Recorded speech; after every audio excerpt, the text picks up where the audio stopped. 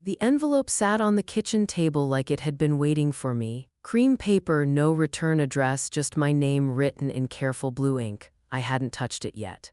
Steam from the kettle fogged the window above the sink, and the house was too quiet for a Sunday morning. My hands stayed wrapped around the warm mug even though the tea had gone lukewarm 10 minutes ago. Outside, a neighbor's lawnmower started up, the sound distant and ordinary. Inside, the only noise was the soft tick of the wall clock and the faint creak of the floorboards as I shifted my weight. I already knew what the letter would say. I had felt it coming for months, the way you feel a storm before the first drop hits the glass. I finally picked it up.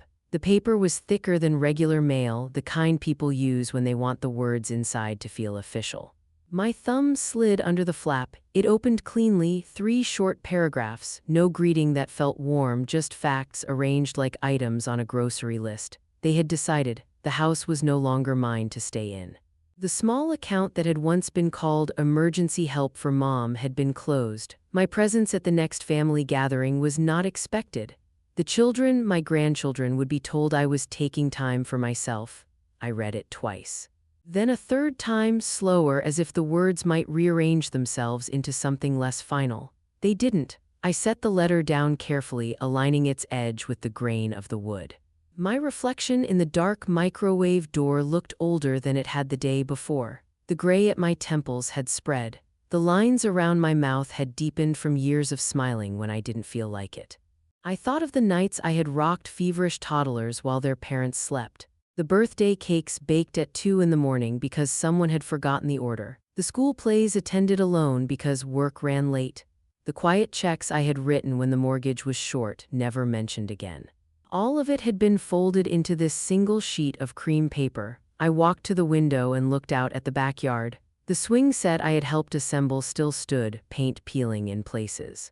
The little vegetable patch I had tended for the kids' science projects was overgrown with weeds. A plastic watering can lay on its side near the fence. The kettle clicked off behind me. I didn't pour another cup. Instead, I opened the drawer where I kept the spare keys and the small black notebook I had started years ago, the one no one else knew about. I flipped to the last page I had written on. The numbers were still there, neat columns of deposits and quiet transfers, each one dated and initialed in my own hand. I closed the notebook and slipped it into my pocket. Then I sat down at the table again, the letter still open, and waited for the feeling in my chest to settle into something colder and clearer. I had spent 23 years making sure their children never went without. No one had ever asked if I was going without. That was about to change, but first the ordinary days had to finish playing out. I used to wake before the sun most mornings, the kind of quiet that only exists when the rest of the house is still sleeping. The hallway smelled faintly of last night's laundry detergent and the vanilla candle I kept burning in the living room. I would pad barefoot to the kitchen, start the coffee, and stand at the window watching the sky shift from indigo to pale gray. My name is Marin. I am 58. For most of the last 2 decades, I lived in the same modest house at the end of a tree-lined street, the one with the blue shutters and the porch light that always stayed on until the last car pulled into the driveway. I was the one who kept the light on. I had raised 2 children of my own, Elliot and Wilma, before their father left when they were still small. After that, it was just the 3 of us for a long time. Then Elliot married Susan and Wilma married Trey, and suddenly the house filled with small voices and sticky fingerprints and the constant need for someone to hold the center steady. That someone was me. I never minded, not at first. There was a rhythm to those years that felt almost holy. Monday mornings meant packing lunches with little notes drawn in marker. Wednesday afternoons meant after-school pickup and the long walk home while the kids told me everything that had happened since breakfast.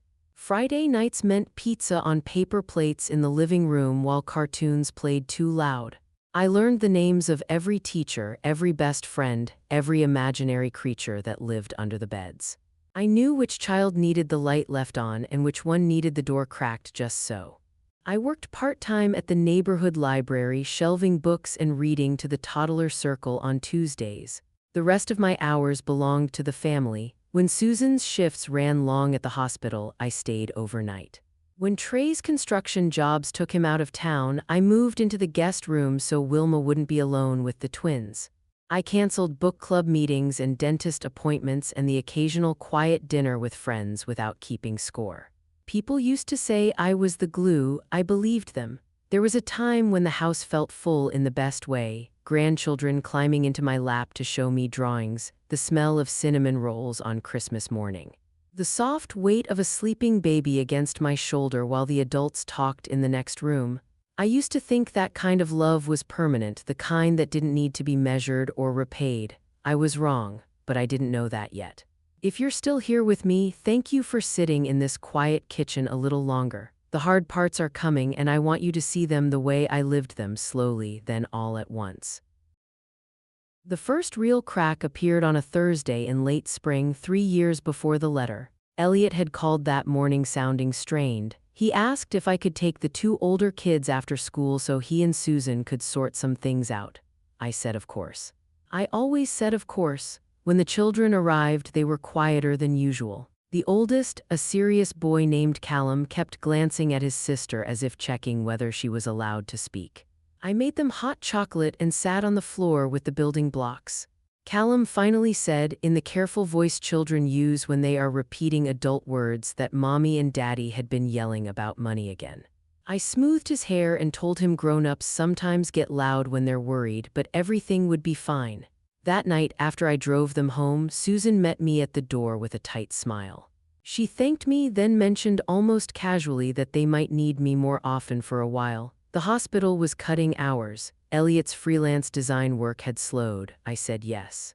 I said yes the next week when Wilma called in tears because the twins both had ear infections and Trey was on a job site 2 hours away. I packed a bag and stayed 4 nights. I said yes when the family decided the annual summer gathering should be at my house because it was central and already set up for kids. I spent 3 days cooking and cleaning and making sure every bed had clean sheets. No one asked how I was managing the extra grocery bills. No one noticed that the library had reduced my hours and I hadn't replaced the income. I simply absorbed it the way I always had, quietly, without complaint, believing that love meant never keeping score. The score, however, was being kept somewhere else. One evening I overheard Susan on the phone in the hallway. Her voice was low but clear. She was talking to someone about the arrangement. She said the words, "She doesn't need much, and it's not like she has anywhere else to go." Then she laughed, a short, sharp sound that didn't reach her eyes when she walked back into the kitchen. I pretended I hadn't heard. I kept pretending for a long time. The pretending became harder the year the twins turned 6 and Callum started middle school. Suddenly there were more activities, more uniforms, more "can you just" requests that arrived by text at all hours. I began keeping a small notebook in the drawer by the stove, not for revenge, not yet, just so I could see the shape of my days on paper. The pages filled with dates and hours and small amounts of money I had handed over without being asked. I still cooked the birthday dinners. I still sewed the Halloween costumes when store-bought ones didn't fit right. I still sat through every recital in the hard plastic chairs, clapping until my palms stung. But something inside me had started to watch instead of simply giving. The watching grew sharper the day Elliot sat across from me at the kitchen table and explained that they were refinancing the house that still had my name on the original papers from years earlier when I had helped them with the down payment. He said it would be simpler if I signed a few forms so the new loan could go through cleanly. I signed. I signed because I loved my son and because the alternative, refusing, felt like a kind of violence I wasn't ready to commit. 6 months later, the refinancing papers arrived in the mail, addressed only to Elliot and Susan. My name was gone. I stared at the documents for a long time. The kitchen was quiet except for the refrigerator humming. Outside, rain tapped against the windows in a steady rhythm. I put the papers in a folder and placed the folder in the back of the filing cabinet. Then I opened the black notebook and began a new page. This time the columns were different. I started tracking every quiet transfer I made from the small inheritance my mother had left me years earlier, an inheritance no one in the family knew about because I had never mentioned it. The money sat in an account under only my name at a credit union across town. Each month I moved a little more into safer places: index funds, a high-yield savings account, a modest brokerage that sent statements only to a post office box I had opened without telling anyone. I told myself it was practical. I told myself it was for emergencies. I did not yet admit that I was preparing for a day when the house would no longer feel like mine.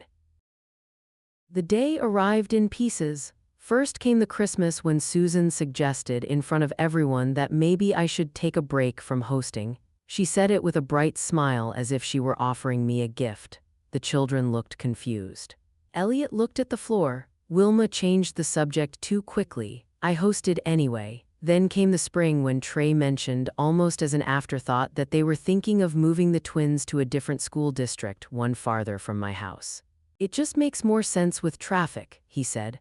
I nodded and kept packing the same lunches.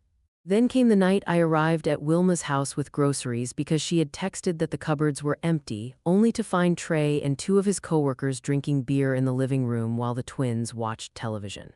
Trey looked surprised to see me. He said they had ordered pizza. The groceries stayed in my car. I drove home with the bags still in the trunk and put them away in my own kitchen. The notebook gained another page. Humor still found its way in, the way it always does when people are trying not to break. One afternoon, the youngest twin, a girl with a gap-toothed grin named Ren, asked me why grown-ups always said thank you but never meant it the same way kids did. I told her that sometimes adults forget how to mean things. She considered this, then announced that when she grew up she would only say thank you if she really felt it, and she would say it loud. I laughed for the first time in days. The laugh didn't last. The next escalation arrived in the form of a group text. Elliot sent it on a Tuesday evening. The message was short: family meeting this Saturday, important, please clear your schedules. I cleared mine. When I arrived at their house, the living room was already full. Susan sat on the arm of the couch with a folder on her lap. Trey leaned against the doorway. Wilma sat cross-legged on the floor, looking at her phone. The children had been sent to the backyard. Elliot cleared his throat and said they had been talking. The house, my house, was becoming a lot for one person to manage. The yard needed work. The roof would need replacing soon. It might be better for everyone if we considered options. Susan opened the folder and slid a printed sheet across the coffee table. It was a list of senior living communities, complete with glossy photos of smiling older people playing cards and walking on paved paths. Just something to think about, she said. You're not getting any younger and we worry. Wilma looked up from her phone and added softly that it would free me from so many responsibilities. I looked at the sheet. The prices were listed in small print at the bottom. None of them were free. I asked quietly whether anyone had noticed that I still paid the property taxes and the insurance and the utility bills on the house they now seemed to think was a burden. Elliot said that was exactly the point. It was too much. I closed the folder and stood up. I said I would think about it. Then I drove home under a sky the color of old bruises and sat at my kitchen table until the streetlights came on. The notebook was already open. I added one more line. The line was not about money this time. It was a date 6 months in the future, circled twice. I had begun to understand that patience was not the same as passivity. Patience was a tool. I used the next months the way a careful gardener uses winter, quietly, underground, preparing. I met with a lawyer across town, an older woman named Hattie who specialized in elder finances and family property. I brought the original deed, the refinancing papers that had removed my name, the bank statements that still showed my quiet accounts, and the letter I had not yet received but already expected. Hattie listened without interrupting. When I finished, she tapped her pen against the legal pad and said the first thing we needed was a clear inventory of what was still mine and what had been shifted without proper documentation. We began. I continued showing up for the children. I continued baking the cookies and sewing the costumes and sitting in the hard chairs. I continued saying yes when the texts arrived, but every yes now carried a small counterweight. I started declining some requests with polite excuses: library staff meeting, walking group, a doctor's appointment that ran long. The family adjusted with mild surprise, then mild irritation. Susan once asked if I was feeling all right. I said I was simply trying to pace myself. The children noticed the change more than the adults. Callum asked one afternoon why I didn't stay for dinner as often. I told him I had things to take care of at home. He nodded solemnly, the way children do when they sense something is being protected from them. Lily simply climbed into my lap and stayed there longer than usual, as if she could feel the shift in the air. I held her and memorized the weight of her small body against mine. The letter arrived on the Sunday I described at the beginning. By then, I had already moved most of the liquid funds into accounts that could not be easily traced or claimed. I had already spoken with Hattie about the quiet rights that still existed in the original paperwork. I had already begun the slow process of documenting every unpaid hour, every unacknowledged contribution, not for a courtroom but for the moment when the truth would need to stand on its own legs. I did not confront anyone the day the letter came. I simply packed 2 suitcases with the things that mattered: photographs, the black notebook, a few pieces of jewelry that had belonged to my mother, the spare keys, and drove to a small furnished apartment I had rented under only my name 2 months earlier. The apartment was on the 2nd floor of a quiet building near the library. It had 1 bedroom, a galley kitchen, and a balcony just wide enough for 2 chairs. The previous tenant had left a wind chime hanging from the railing. It made a soft, uneven music when the breeze moved. I set the suitcases down and stood in the middle of the empty living room listening to that sound. For the first time in years, the silence belonged only to me. I did not feel triumphant.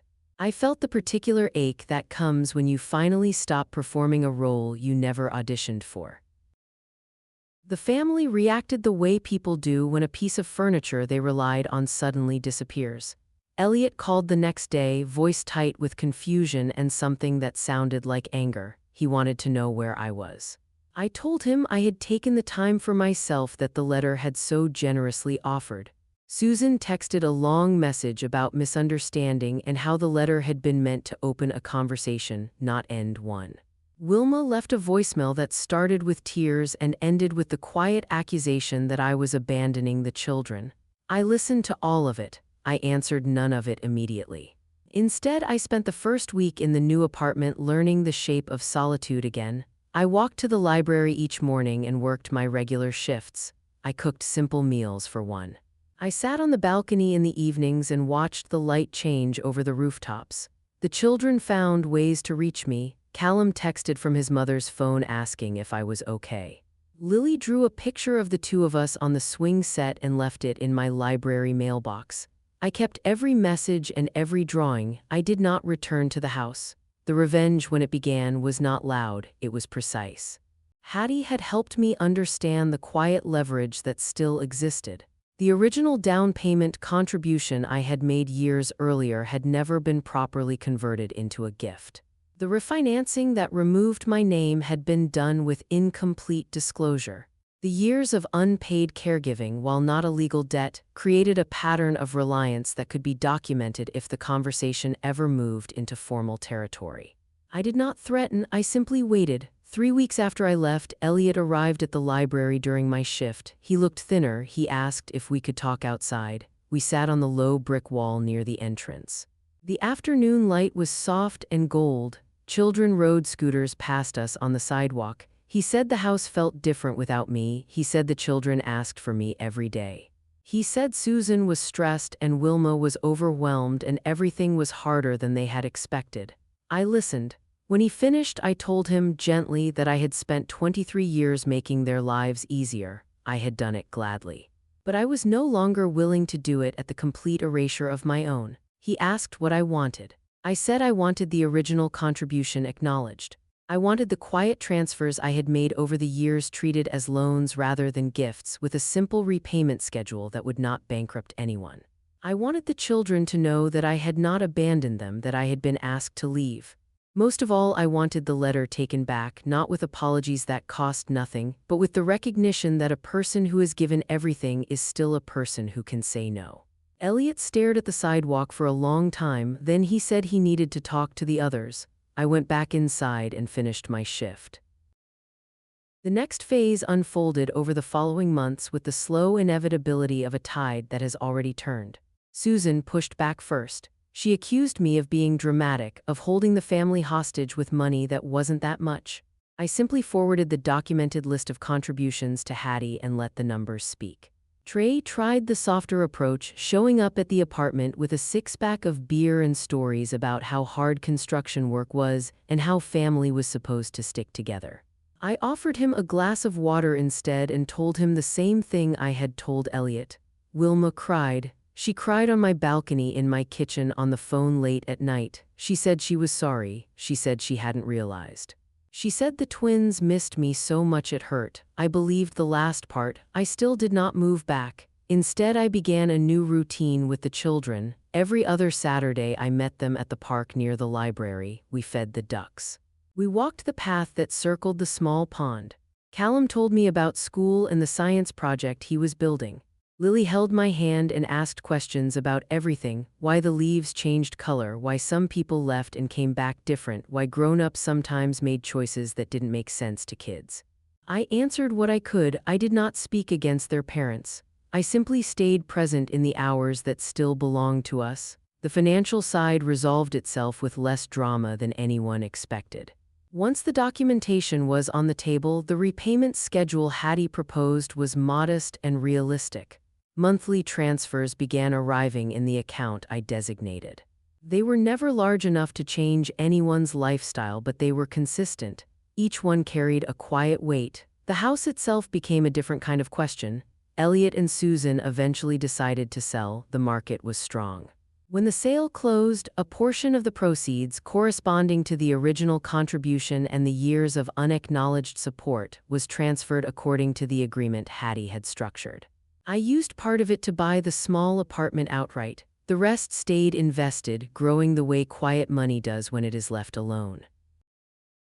There was one more meeting, the one that finally closed the circle. It took place in the park on a late autumn afternoon when the trees were almost bare. Elliot, Susan, Wilma, and Trey sat on one bench. I sat on another with Callum and Lily between us, though the children quickly wandered off to the playground once the adults started talking. No one raised their voice. Elliot spoke first. He said they had been wrong to send the letter the way they had. He said they had taken my presence for granted for so long that they had forgotten it was a choice I made every day. Susan looked at her hands and said she had been scared of money, scared of aging parents, scared of becoming the person who needed help instead of the one who managed it. The fear had made her careless with the one person who had never asked for anything in return.